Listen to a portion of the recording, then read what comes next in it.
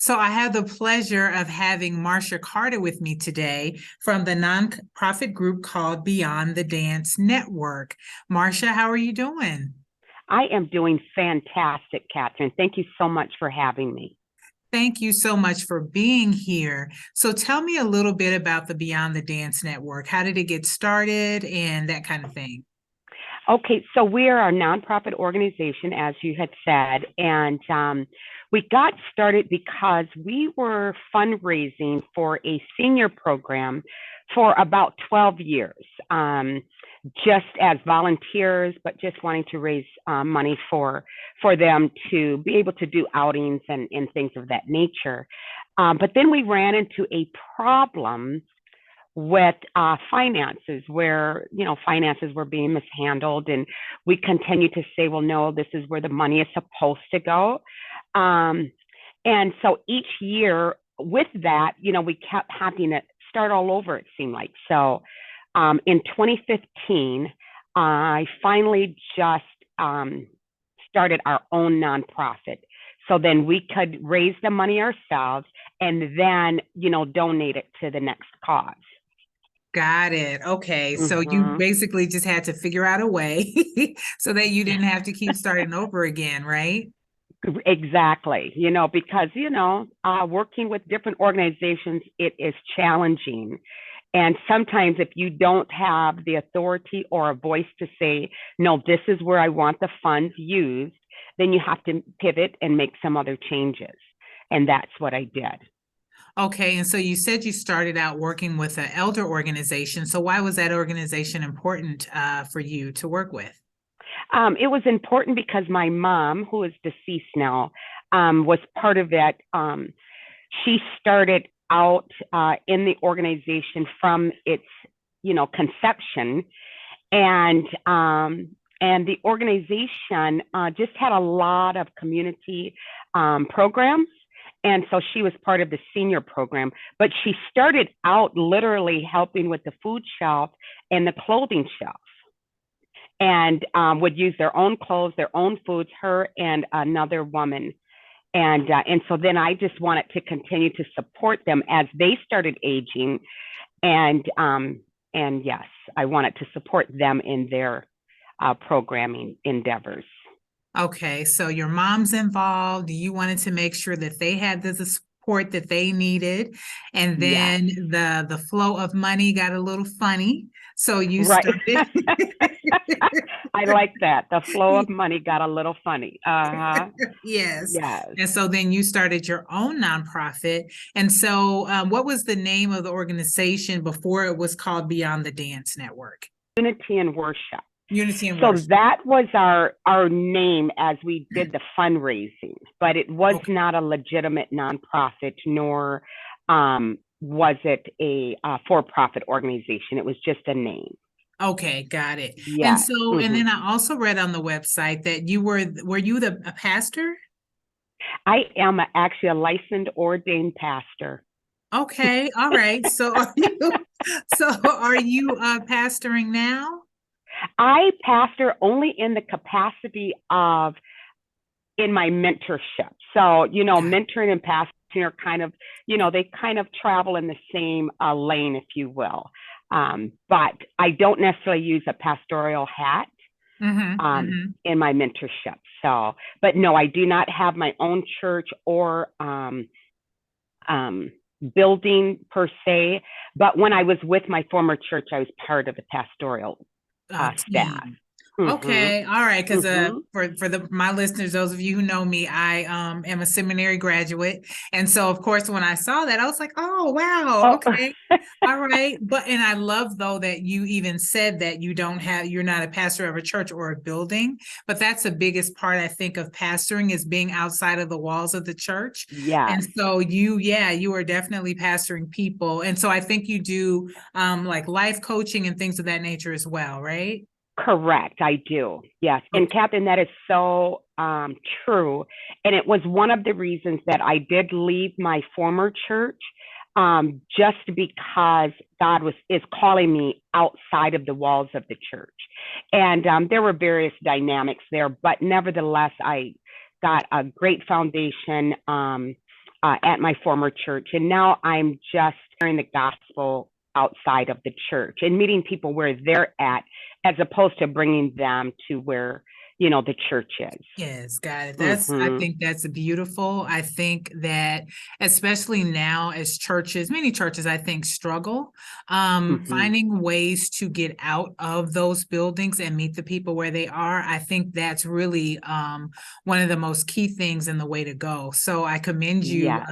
for doing that, and want to just say I appreciate you for doing that, because I'm sure there's many people that need those services. So Yes. Thank you. Mm-hmm. congratulations on that. Thank you. And so then tell me a little bit about Beyond the Dance. So why that name, and when was it created, and what does it do?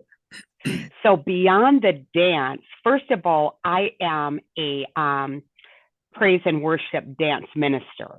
And so Okay. when God gave me the name, when we were doing the fundraising, it was all about worship and praise from the community, different churches, organizations, ministries.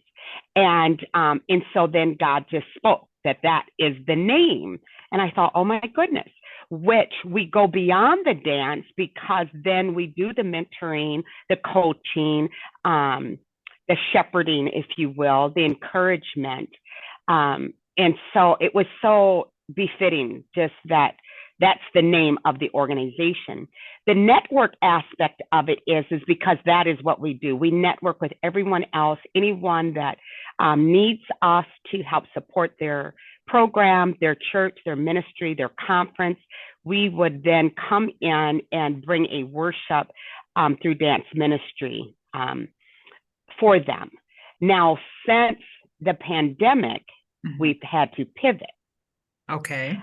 Okay, but before I go into that, then we took the dance portion into the homeless residential shelters, because I find that movement is very healthy for the mind, body, and spirit, and Yeah. it's very healing.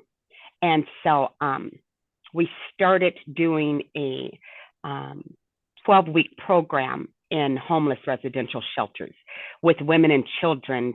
We would do conflict resolution, movement, wellness, renewing of the mind, and then begin to really understand maybe some of our choices that we have made, and how we can make some new choices, have a different perspective, and so on.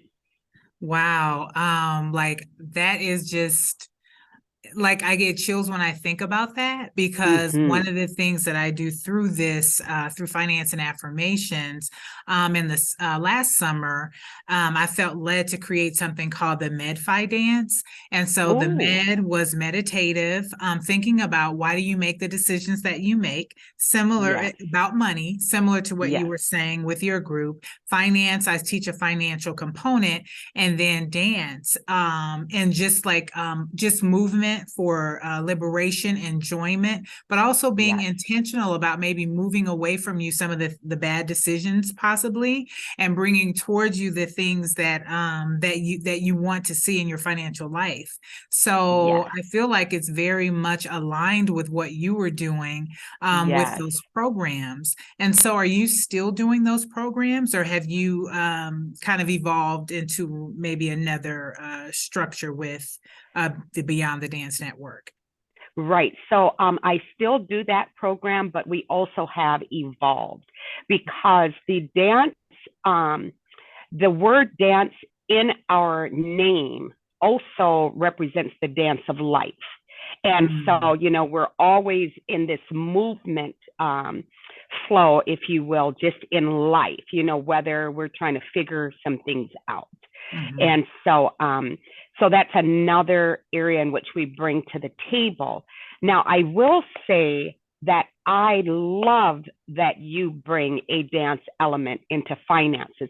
Never thought about it, but it makes such sense.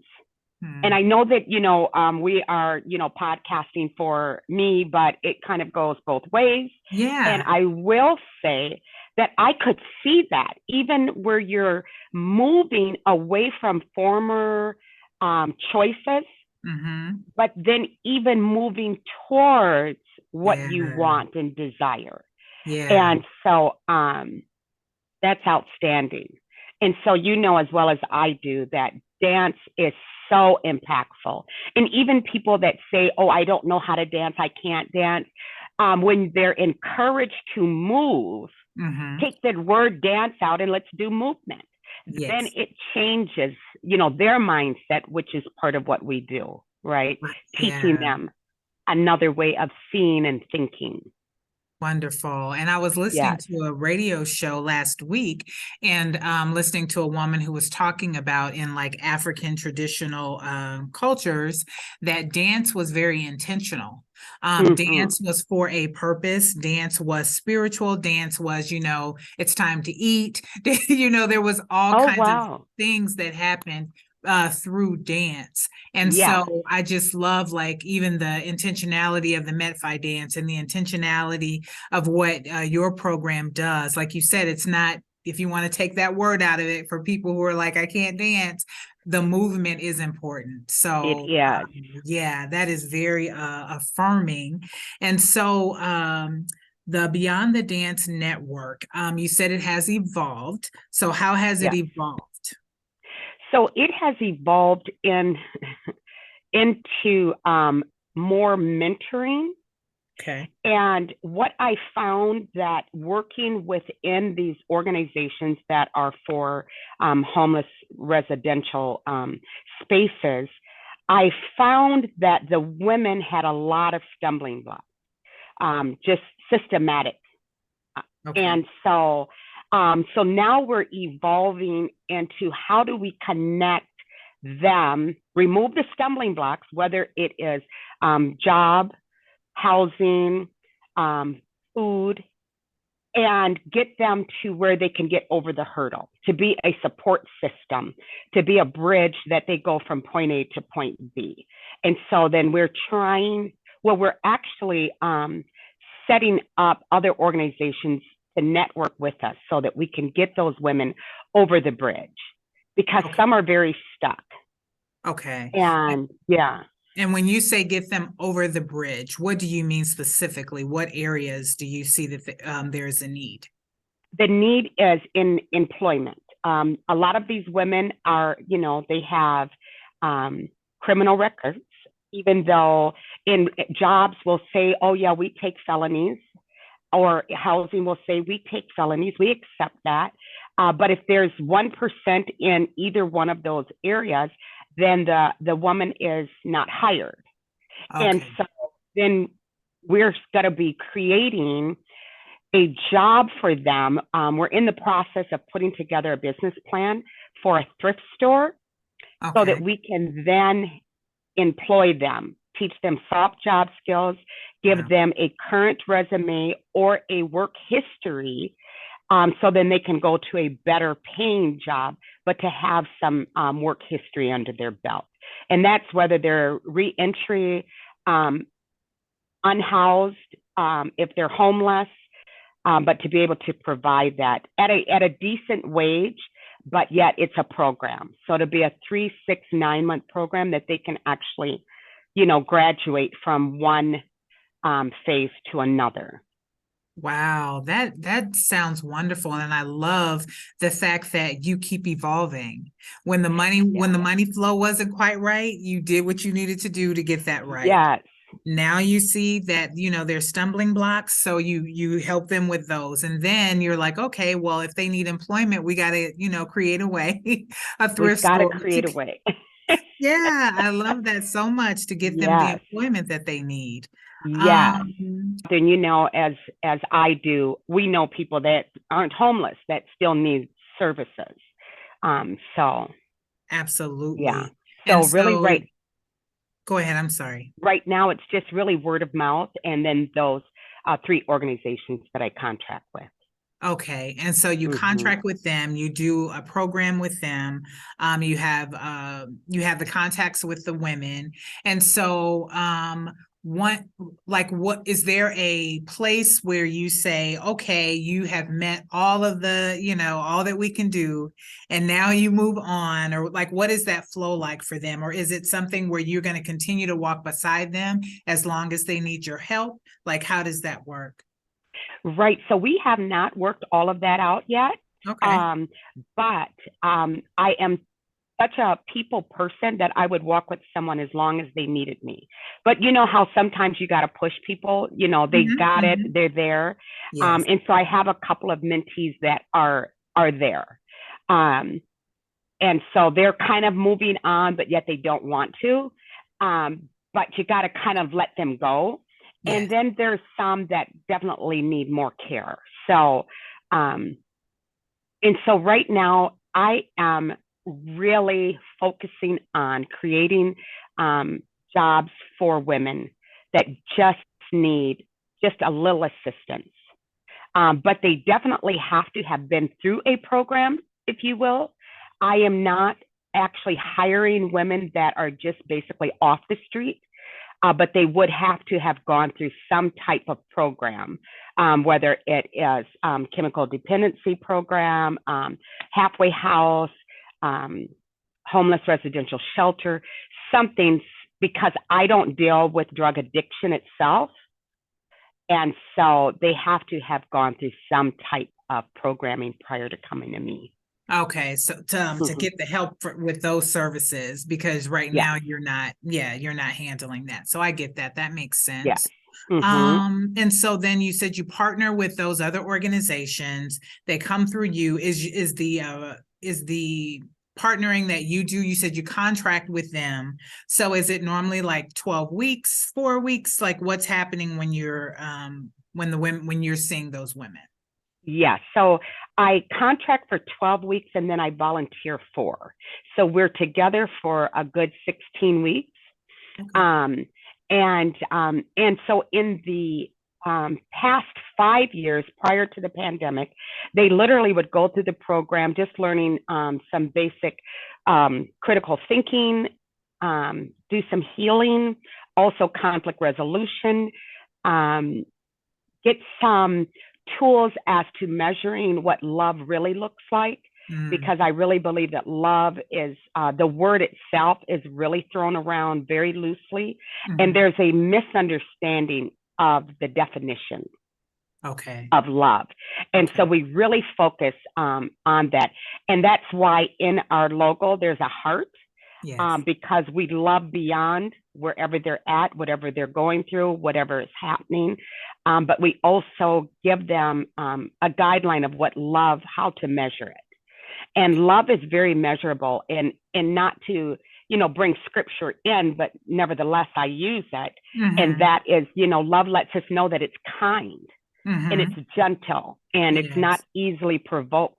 And Yeah. so that is the guideline that I give my women, Okay. because, all of this abuse and taken advantage of, um, the world has really distorted love.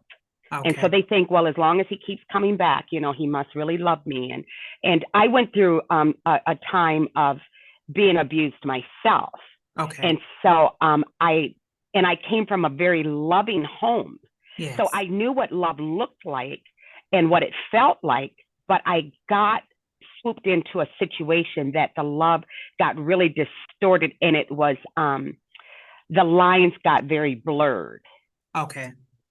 Okay. But then when I went back to what I knew was true, then I Yes. thought, well, this doesn't really measure up.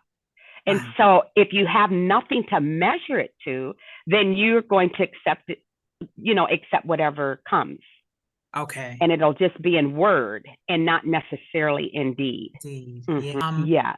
And so then their 16 weeks are up, and you walk alongside them as long as you have to. Hopefully they're ready to fly, little birdie, and you know, Yes. go on. And so if you do have women that come back for some reason, like, have you had women that had to come back through your program?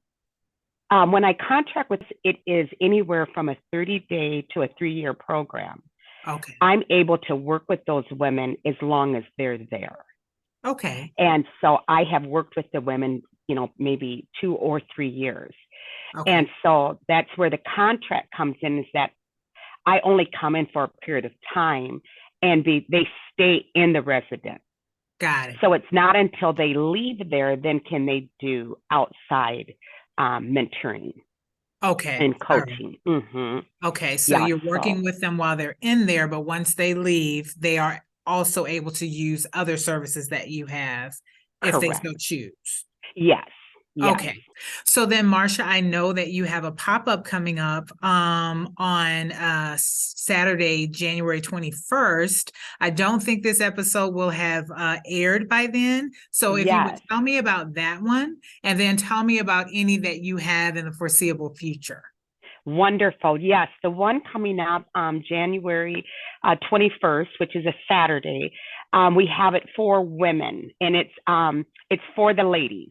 So they can Okay. come, they can have lunch, they can shop, complimentary. There is no cost for the shopping. We have lots of great items, from pants to dresses to jackets, to shoes, handbags, and scarves.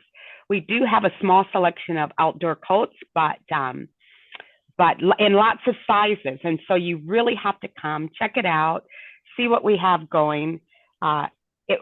It'll be fun. We had a great time last month.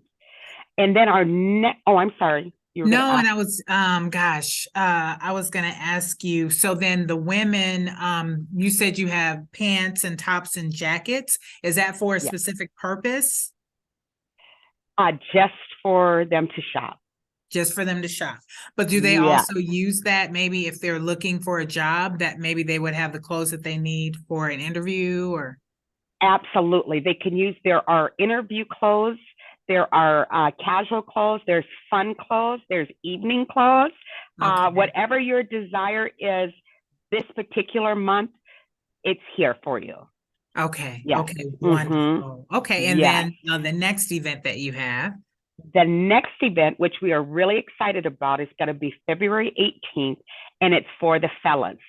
Okay, Yes. Oh, we're doing a pop up for the fellas, and we're going to include children. okay, Yes. okay. So, but yeah, so we're going to do one for the fellas. We've got some great jeans and pullovers. We have nice shoes, sneakers, yeah, polo shirts.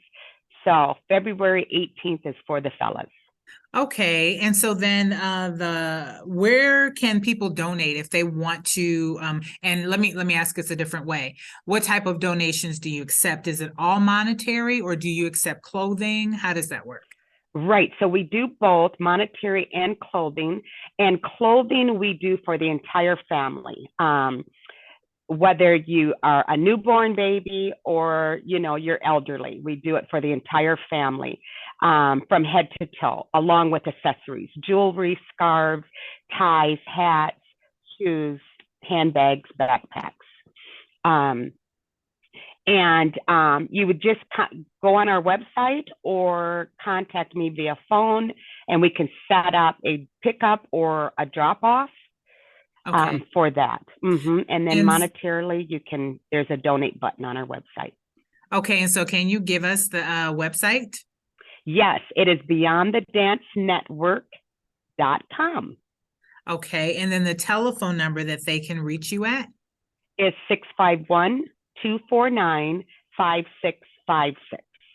And to my listeners, I will make sure that this information is also in the show notes, so that you will Okay. have all that you need. And so then as we get ready to close, Yes.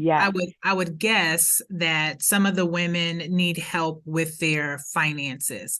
Is that a part of what you're doing now, or what you're looking to do in the future, or how is that working right now?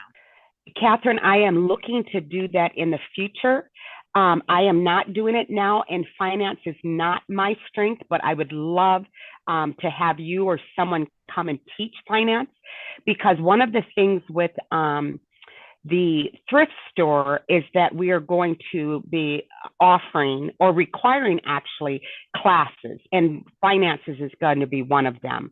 Okay. And And part of that, as we dive into what that program looks like, how many weeks it will be, what the requirement will be, it will then, allow them to graduate from that to the next. And so one of the things that I wanted to be able to do, and that is just really kind of understand the value of a dollar, not necessarily like what their credit score is, unless they graduate to that, but just the value of the dollar and the importance of budgeting.